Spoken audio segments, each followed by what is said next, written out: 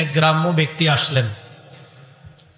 গ্রাম্য ব্যক্তি আসার পর রাসূল আকরাম সাল্লাল্লাহু আলাইহি ওয়াসাল্লামকে প্রশ্ন করলেন, মাতাস সাআতু ইয়া রাসূলুল্লাহ, হুজুর কিয়ামত কবে? ফাকালা বা'দুহুম সামি'a মা ক্বাল ফাকারিহা মা ক্বাল। সাহাবাদেরকে মাইক বাড়াইছেন, গার্ডেনের পুইসি বাড়াইতে আমার কথাই না শুনলেন। রাসূল আকরাম সাল্লাল্লাহু আলাইহি ওয়াসাল্লামকে এক ব্যক্তি প্রশ্ন করলেন, কিয়ামত কবে? নবীজি সাল্লাল্লাহু আলাইহি ওয়াসাল্লাম ফামাযা রাসূলুল্লাহ সাল্লাল্লাহু আলাইহি ওয়াসাল্লাম ইউহাদ্দিসু, আল্লাহ রাসূল সাল্লাল্লাহু আলাইহি ওয়াসাল্লাম ওনার আলোচনা চালাইতে থাকলেন। যিনি প্রশ্ন করলেন কিয়ামত কবে, তার কোনো জবাব না দিয়ে উনি ওনার আলোচনা কন্টিনিউ করলেন, চালাইতে থাকলেন। ফাকালা বা'দুহুম সামি'a মা ক্বাল ফাকারিহা মা ক্বাল।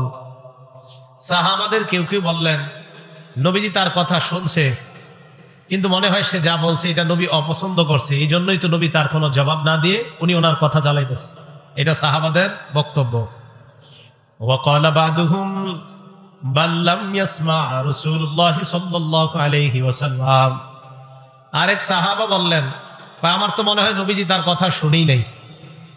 কোন সাহাবা বললেন, নবী তার কথা শুনছে, কথাটা পছন্দ করে নাই, তাই নবী তারে কোনো জবাব দেয় না। আরেক সাহাবা বললেন, আমার তো মনে হয় নবীজি তার কথা শুনেই নেই। হাত্তা ইদা কাদা হাদিসাহু, নবীজি যখন তার কথা শেষ করলেন, কথা শেষ করার পর রাসূল আকরাম সাল্লাল্লাহু আলাইহি ওয়াসাল্লাম বললেন, আইনা উরাকুস সাইলু আনিস সাআ। নবীজি বললেন, কিয়ামত সম্পর্কে প্রশ্নকারী ব্যক্তি কোথায়? যিনি কিয়ামতের ব্যাপারে প্রশ্ন করলেন তিনি কোথায়? তো যিনি প্রশ্ন করছেন তিনি বললেন, আমি। হুজুর, আমি প্রশ্ন করছি। এই কথা বলার পর আল্লাহ রাসূল সাল্লাল্লাহু আলাইহি সাল্লাম বললেন, ইদা দুগিয়াতিল আমানা ফান্তাজিরিস সাআ। যখন আমানত উঠিয়ে নেওয়া হবে তখন কিয়ামতের অপেক্ষা করো। সাহাবারা প্রশ্ন করলেন, কাইফা ইদাআতুহা ইয়া রাসূলুল্লাহ, হুজুর আমানত উঠিয়ে নেওয়া হবে কিভাবে, আপনার কাছে জানতে চাই। ফাকালা রাসূলুল্লাহ সাল্লাল্লাহু আলাইহি ওয়াসাল্লাম, ইদা বুসিদাল আমরু ইলা গায়রি আহলিহি ফান্তাজিরিস সাআ।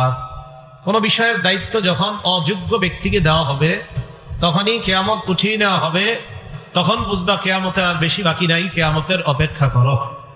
তাহলে কোন বিষয়ের দায়িত্ব অযোগ্য ব্যক্তিকে দেওয়া, এর মানে হলো আমানত উঠিয়ে নেওয়া, আর আমানত উঠিয়ে নেওয়া মানে হলো কিয়ামতের অপেক্ষা করা। অথচ আল্লাহ আদেশ করেছেন আমানত যথাযথভাবে যেন আদায় করা হয়।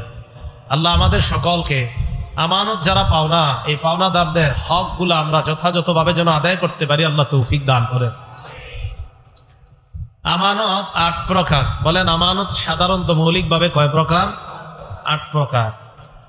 ১ নাম্বার, আল আমানাতু ফিল ইবাদাহ, ইবাদতের ক্ষেত্রে আমানত। ইবাদতের ক্ষেত্রে আমানত হলো যথাযথভাবে ইবাদত করা, এটা হলো ইবাদতের ক্ষেত্রে আমানত। ইবাদত করতে গিয়ে আপনি অন্যদিকে তাকিয়ে থাকা, অন্যান্য কাজ করা, এটা আমানতের খেয়ানত।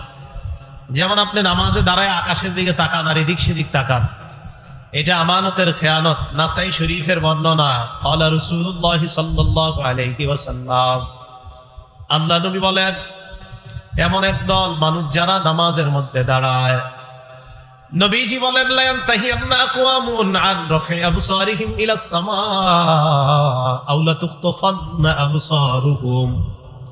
আল্লাহ রাসূল বলেন, একদল মানুষ নামাজে দাঁড়াইলে এদিক সেদিক তাকায় এমনি। আল্লাহ নবী বলেন, তারা যেন তাদের নজরগুলো আকাশ থেকে তাড়াতাড়ি ফিরায় নিচের দিকে নেয়। নামাজের মধ্যে এদিক সেদিক যারা তাকায়, নবী কয় তাড়াতাড়ি চোখগুলা যেন সেখান থেকে ফিরায়। আও লা তুখতাফান্না আবসারুহুম, অন্যথায় তাদের চোখগুলা উঠিয়ে নেওয়া হবে, চোখ নিয়ে যেতে পারে আল্লাহ তাআলা যদি এইভাবে চোখ খালি এদিক সেদিক করে।